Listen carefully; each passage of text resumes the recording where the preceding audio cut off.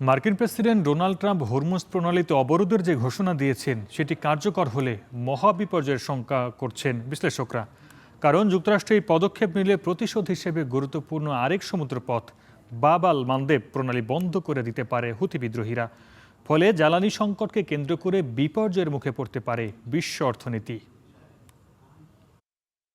আমরা মনে করি, অর্থাৎ যেটাকে আমি বলবো একটা ভালো সিনারিও, সেটা হচ্ছে যে এই সমস্ত কিছুই আসলে এক রকমের নেগোসিয়েশন ট্যাকটিক এবং আলটিমেটলি দেখা যাবে যে এই জিনিসগুলো এভাবে আনফোল্ড না করে আলটিমেটলি একটা সমাধানের দিকে দ্রুত যাবে এবং এখান থেকে রিভার্ট করবে, অর্থাৎ একটা সাম্যাবস্থার দিকে চলে আসবে এবং এই সমস্ত ব্লকেডের কথা আমেরিকা ভুলে যাবে বা প্রেসিডেন্ট ট্রাম্প এগুলো থেকে সরে আসবেন।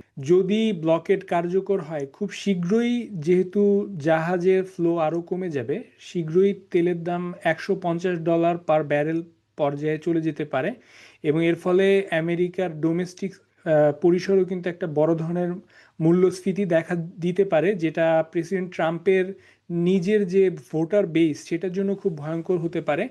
এবং সেখানে কিন্তু সামনে আমরা জানি যে মিড টার্ম ইলেকশন, প্রেসিডেন্ট ট্রাম্পের জন্য ক্ষতি হতে পারে। যদি আমেরিকা এখানে বলে যে চায়না থেকে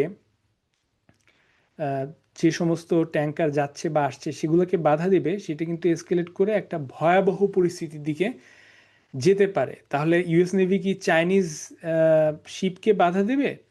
এবং বিশেষত আমরা জানি যে প্রেসিডেন্ট ট্রাম্প খুব শীঘ্রই বেইজিংয়ে যাওয়ার কথা প্রেসিডেন্ট শি জিনপিং এর সাথে একটা বৈঠকে মিলিত হওয়ার জন্য। ঠিক তার আগে চায়নার সাথে এরকম একটা এসকেলেশন প্রেসিডেন্ট ট্রাম্প করবেন কিনা, এবং এটা আরও অন্যান্য যে সমস্ত দেশ ইরানের সাথে এক রকমের চুক্তির মধ্যে চলে এসেছে টোল দেওয়ার জন্য, যেমন পাকিস্তান যারা হোস্ট করলো কিছুদিন আগে এই বৈঠক, তারা অথবা টার্কি অথবা ইন্ডিয়া, তাদের ক্ষেত্রে কি হবে?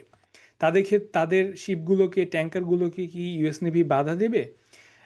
সেটা কিন্তু একটা বিরাট বড় প্রশ্ন এবং বিরাট বড় একটা ঝুঁকির তৈরি করবে, খুবই নাজুক পরিস্থিতি। উপরন্তু ইরানিয়ান যে অ্যালাইরা আছে, যেমন ইয়েমেনে যে হুতিরা, তারা কিন্তু ইতোপূর্বে বাব আল মানদেব যে আরেকটি স্ট্রেট সেটি বন্ধ করে দেওয়ার সক্ষমতা দেখিয়েছে। এবং সেক্ষেত্রে যদি তারাই যুদ্ধে জয়েন করে, যেই কার্ডটি এখন ইরানের হাতে আছে, ইরান যদি চায় এটা ব্যবহার করতে, তাহলে কিন্তু পৃথিবীর আরও 12% তেল যেই স্ট্রেট দিয়ে যাতায়াত করে সেটা বন্ধ হয়ে যাবে। এতে কিন্তু তেলের উপর আরও প্রভাব পড়বে।